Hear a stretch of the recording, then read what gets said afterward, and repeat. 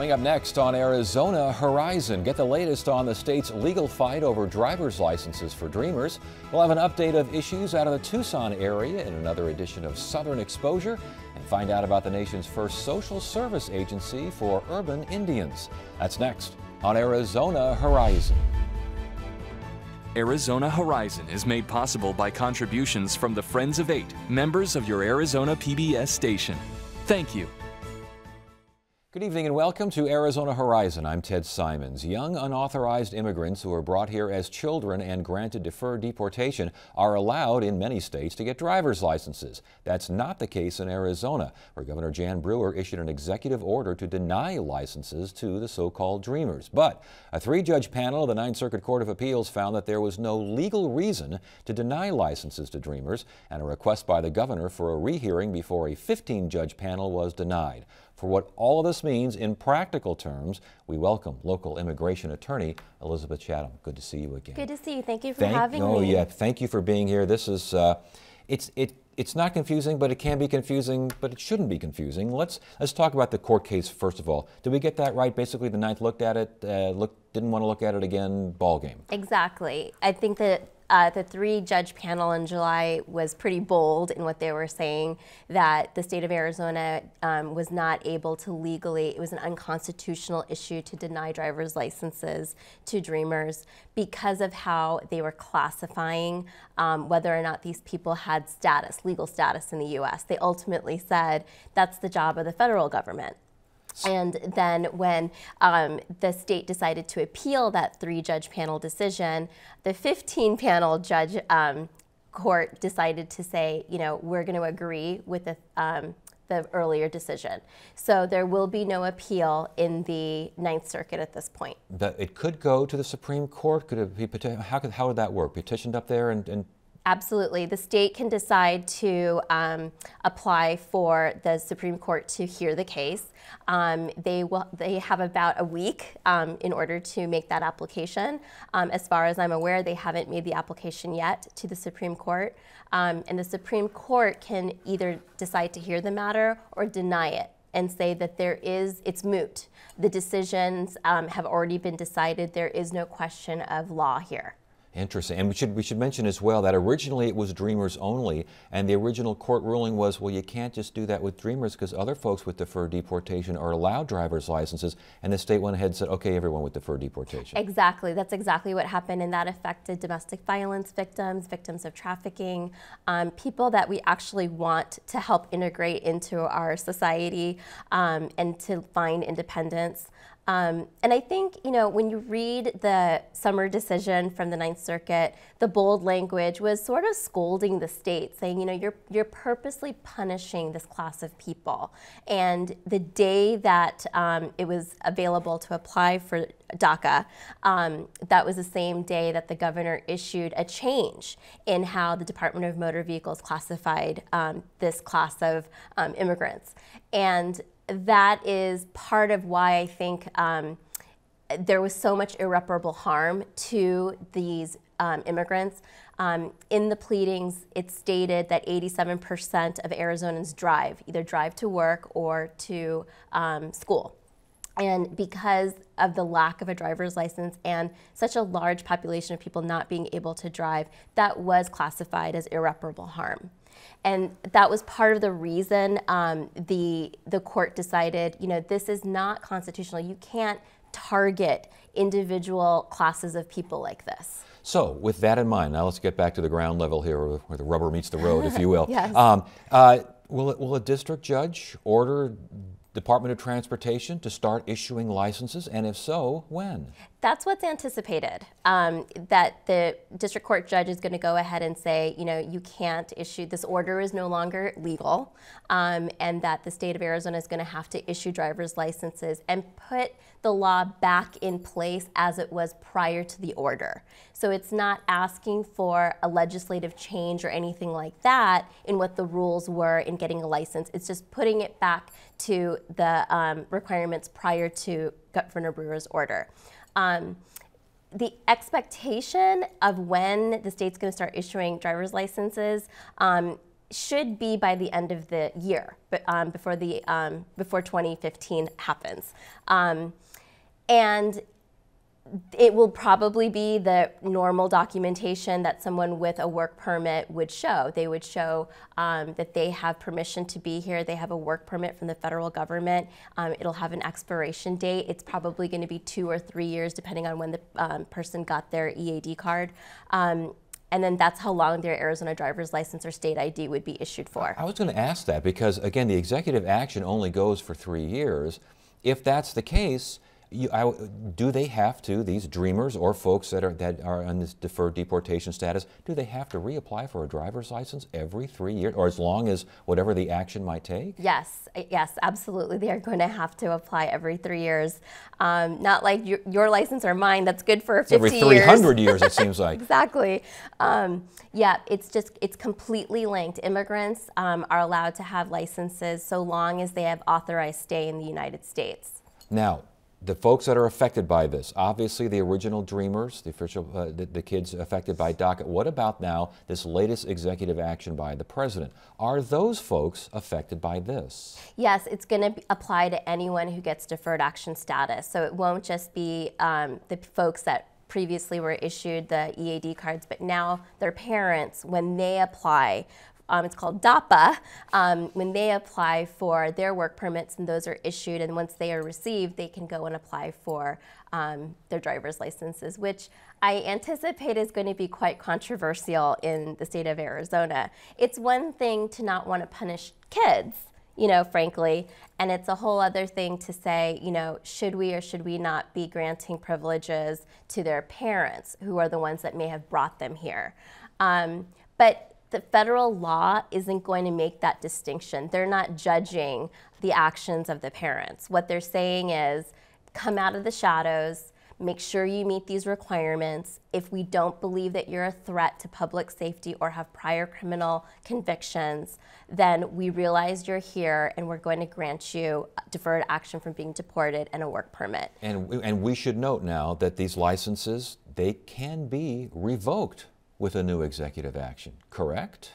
That's possible. That is possible. If they can make a distinction between the different classes of people and how the injuries are not irreparable, how there's a different basis, then it's possible that another executive order could be issued. However, I do think it would be very weak. The legal grounds that they would be making are going to be very hard to overcome based on this current decision from the Ninth Circuit. Yet, if the election occurs in 2016 and let's say the GOP wins, and the GOP is not crazy about this, and they decide, a Republican president says that particular executive action, it's adios, that means that these licenses could be revoked? Right. I mean, if the new administration comes in and says, we're not going to continue this program, or we believe we're going to end the program, then absolutely, yeah. the millions of people potentially that are getting these benefits would no longer be eligible. I am not a politician, and nor do I have a crystal ball to predict the future, but it seems very difficult for a new administration to sort of turn back the impact of this potential program. What I see happening is, if there is comprehensive immigration reform, which we all hope that there is, because that's the proper way to fix our immigration system, then yes, then the need for something like the executive order from the president is moot. It's no longer necessary. There's other paths for people to get legal status, permanent legal status in the states. All right, so we wait for the district judge to issue that order to ADOT and see what happens from there, correct? We'll see what happens. And all right. it's appropriate to have this conversation on Thanksgiving when we're talking about the original immigrants. So thank you for having me today. Well, thank you for joining us. We appreciate it.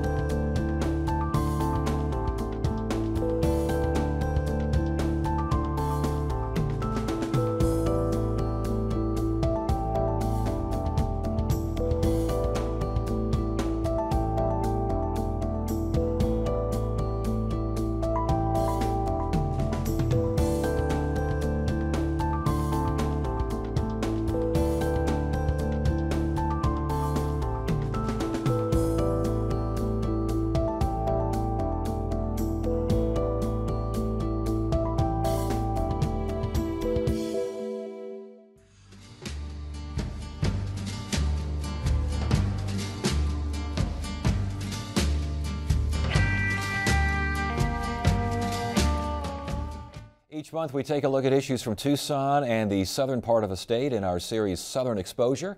And here now with the latest from Point South is Jim Ninsel, senior writer for the Tucson Weekly. Good to see you again. Always a pleasure. Let's get started with the big congressional race down there. It sounds like Martha McSally is already back in D.C. doing all sorts of getting ready to assume, measuring the curtains and everything. Is this officially over? Well, it's not over yet. We said all along when we talked on this program about this race that it was going to be close, and it is close. 161 vote lead for Martha McSally at the moment. They've counted all the votes that they say they're going to count with election officials in Pima County and Cochise County. However, attorneys for Ron Barber, these recount attorneys, have been flown in by the DNC to investigate this thing. There are people who have been very successful with recounts before in Washington State, in a gubernatorial race up there, in the Al Franken recount in Minnesota. They're down here. They're going over these ballots. They've fanned out they're provisional ballots. They're ballots that were disqualified in the original count. They fanned out. They talked to people who had cast these ballots. They found out there were problems with why they were rejected, or they say there's problems with why they were rejected. So they were in federal court today arguing that these ballots should be added back into the mix. There's about 133 of those, which would close the gap to about 30 at that point. Close the gap to about 30, but that just means that she still wins. She still wins, but there is this recount because we're within this 200 vote margin. When does that start? Well, it depends on what the federal court does in the next week, but it's scheduled to start next week. And there's always a chance these machines will count ballots differently. You know, you generally get a different count from a machine when you run a batch of ballots through it, just simply because, you know, these little dots and the machine's reading the little dots. Sometimes you get a different result, and I think that's where Team Barber's hoping something will happen there, but I think it's a long shot. Yeah, okay, so we wait for that, for the federal court order, and then we start with the recount, and then we move on. Exactly. All right.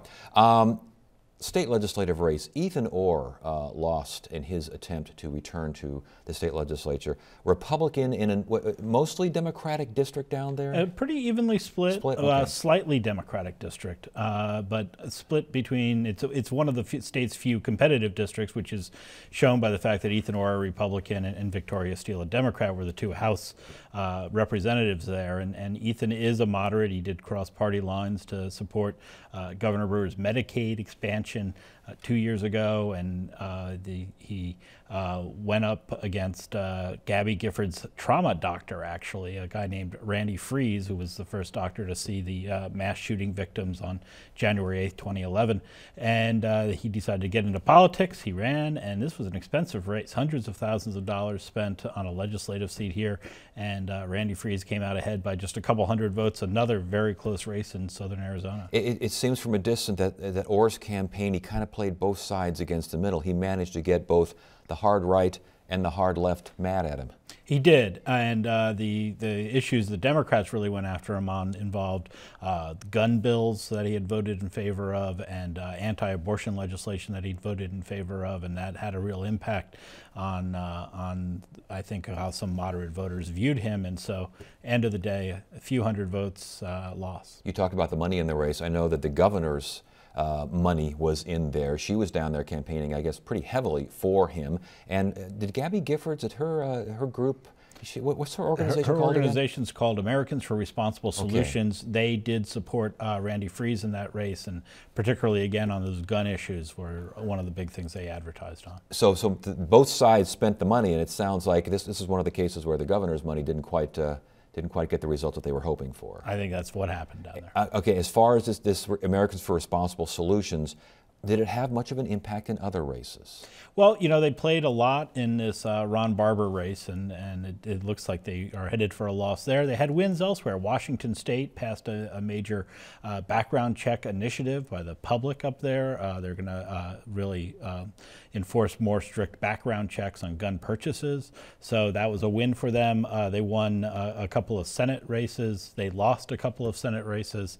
They did okay in a couple of House races. They didn't do okay in a couple others. So mixed bag for them for sure, and a lot of that has to do with just the different dynamics in the districts they were playing. But definitely a player in most of those races. They were very heavily involved, and they say they've learned a lot from what they saw there, and they expect to be back out on the campaign trail in 2 years. How is Gabby Giffords doing these days? She's doing great. She just rode in our big perimeter bicycling race, the El Tour de Tucson. 8,000 bicyclists down there riding around the edges of Tucson, and she was involved in an 11-mile fun run with her husband Mark Kelly. She's out on her bicycle a lot in her neighborhood, getting around, and she looks better every time I see her. It looked like it was a recumbent bike? A recumbent bike, and she speeds around her neighborhood. I talked to some of her neighbors, and they see her out there a lot, and decided Mark Kelly wants to see her do the 40-mile next time. We'll see Yeah. how much training she gets in over the next year. All right, we can't talk about Tucson this time of year without talking about the big game. ASU and the U of A going to be played down in Tucson. Both teams have something to play for, which is encouraging. Both teams have had relatively successful football seasons, which is encouraging. How big is the big game in Tucson? I think it's pretty big this year. Sold out Arizona Stadium. As you mentioned, both teams 9-2 records. Both of them are fighting for bragging rights and more with the Territorial Cup. And I'm going to feel fortunate if I get out of Maricopa County safely this evening. I see. With all my Wildcat spirit. You'll be all right. The complexion of you've been around the block. You've seen this game over the years. Has the complexion of this football series, and we talk football in particular, has it changed over time? Is it more or less intense? Is it more or less crazy? What do you think? I think it's something that goes in waves. You know, there are years where you have a lot of passion, and I think this is one of those years.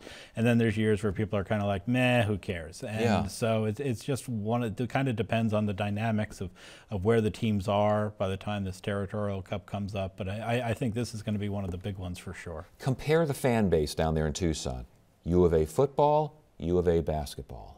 U of A basketball has to be way bigger. You know, the Cats are out in Maui right now. They're representing us well. Big game tonight for the finale of that tournament. And, you know, it's really much more of a basketball town than a football town. But our football program's coming back. You know, we had several sold-out games this season. They've, like I said, 9-2 records, so they're doing very well on the field, and a lot of excitement about the Cats football program right now. But the basketball program is definitely outshines them. Just out of curiosity, are the Diamondbacks and the Cardinals and the Suns, are they of any interest at all down there? I think there's lingering bitterness that the Diamondbacks abandoned spring training in Tucson. So we lost our spring training programs to the Valley of the Sun here. And you know, it just doesn't have the same kind of appeal as the U of A sports do. But, you know, neither do other sports franchises that open up in Tucson. We try to get minor league baseball going on, and nobody goes out to those games. They try, you know, hockey, sports of those natures, and nothing ever seems to really take off the way the university teams have. Well, and with that in mind, and I think we've actually talked about this before, can you consider Tucson a big college town? In many ways, it is a big college town, certainly when it comes to the sports programs, and really the economy in a lot of ways is driven by a lot of what happens at the university. Talk the associated, more about that. Well, there's the associated biosciences going on, a lot of science going on at the U of A, and that helps with helping encourage some of these biosciences companies that are moving into the southern Arizona area to collaborate with the universities. And you know, the university is starting to move into the downtown area and open up down in that spot. They've got a lot more student housing going up in the downtown area, and that's really contributing to the revitalization of downtown. So basically where the university is focused, you're seeing a little bit of life there, more growth, more things happening? Definitely. There's a lot going on in the downtown area, a lot of renaissance happening. We've got the new streetcar down there. We've got a lot of new restaurants opening up down there. But the student population is definitely bringing a different sort of vibe to the area. Okay, before I let you go, final score of the game, the big game, what are you seeing? Oh, you know, our quarterback might be out. We might be in some trouble here. You know, he may make an appearance at some point if we're in trouble. But so I'm gonna say U of A by a touchdown. By a touchdown. By a touchdown. Even with a reserve quarterback. Even with a reserve quarterback. Hey, it's hometown pride. I gotta lay it down. This is Southern Expo. Good to see you again. Thanks for joining us. Always a pleasure. Happy Thanksgiving. Yeah, you too. Get the inside scoop on what's happening at Arizona PBS. Become an 8 Insider. You'll receive weekly updates on the most anticipated upcoming programs and events. Get the 8 Insider delivered to your email inbox. Visit azpbs.org to sign up today. The nation's first social service agency designed to help American Indians living in urban areas is located right here in Phoenix. Producer Christina Esses reports that the Phoenix Indian Center opened downtown in 1947. And while the center has since moved to a larger building, its mission hasn't changed. Along Central Avenue, north of Indian School Road, is a structure built on cultural respect. We never forget where we come from. So whenever we introduce ourselves, we introduce, where we're originally from. I am Deborah Nez. My clans are Edgewater, Barnford, within his Clover clan, and I am originally from Steamboat, Arizona, and that's how I am as a woman. Deborah Nez brings her son Jaron to the Phoenix Indian Center for Navajo singing classes. When I was little, I started singing when I was 4 years old. Jaron started singing when his grandmother became ill. 4 years later, he honors her memory by learning more songs. Whoa, and this is the chanting part. So the real words should not get all the way around me. We were founded in 1947 and really founded during that time of the federal government's policy of Indian relocation. They took Native people from reservations, moved them to one of the 5 relocation cities farthest away, with the thought and the idea that they would then assimilate, become part of the overall population, and not actually make their way back to the reservation. Language barriers, discrimination, and homesickness left many Native people struggling. The center offered a place to make cultural connections and help finding jobs. When you're on a reservation, you usually know where to go get services. It's going to be somewhere around the tribal offices. That's where most all of the human services and employment services exist. When you move to Phoenix, it's a little like the big bad wolf. You've got to go find it somewhere. How are you doing your job searching? Workforce development remains a heavy focus today because so many people move to Phoenix for jobs. That's what attracted Deborah's family. But she doesn't want the distance to dilute her Navajo roots. I was growing up, and my grandparents and my parents always told me, as you grow up and, don't matter how old you are, always have a song with you, even one song, a prayer, even one word. Just say one word and one song that will protect you from wherever you're going. That's very important to us is, to learn and to know at least one song. The center aims to preserve the past while preparing for the future. We get the T-shirts delivered and taken care of, and then we can be ready for Youth Leadership Day. Chief Operating Officer Karen Thorne says more Arizona tribes now offer more career opportunities. There is the need for more skilled and educated people on the reservations to conduct not only the gaming enterprises, but the revenue from gaming that is been pumped into the various tribal infrastructures, upgraded housing programs, upgrading schools, upgrading their hospital and healthcare services, the youth services. It's one reason Chief Executive Officer Patty Hibbler says they're investing in young people. The center plans to open its own charter high school within the next 3 years. When you look at the statistics for American Indians in public schools or education, K through 12 education, in Arizona, we continue to still have the highest dropout rate. We have the lowest college going rate. What we find with our Native population is they get lost in the school system. They get completely lost. Many of our children are, I think it's part of our a quality of American Indian people is they're not just respectful, they sit and they're quiet. They'll be in the classroom and they just kind of fall between the cracks. The goal is really to successfully prepare those children for colleges and careers. Setting them up for success in the city while upholding the lessons of their ancestors. I look at him and it really moves me, and it makes me proud to see my kids picking something up like that. The center serves 7,000 people every year with programs also offered in Flagstaff, Prescott, and Tucson. Thursday on Arizona Horizon, a Giving and Leading special. Hear about a local clothing company assisting those with special needs and see how pets are being used to help the elderly. That's the next Arizona Horizon. That's it for now. I'm Ted Simons. Thanks for joining us. You have a happy Thanksgiving.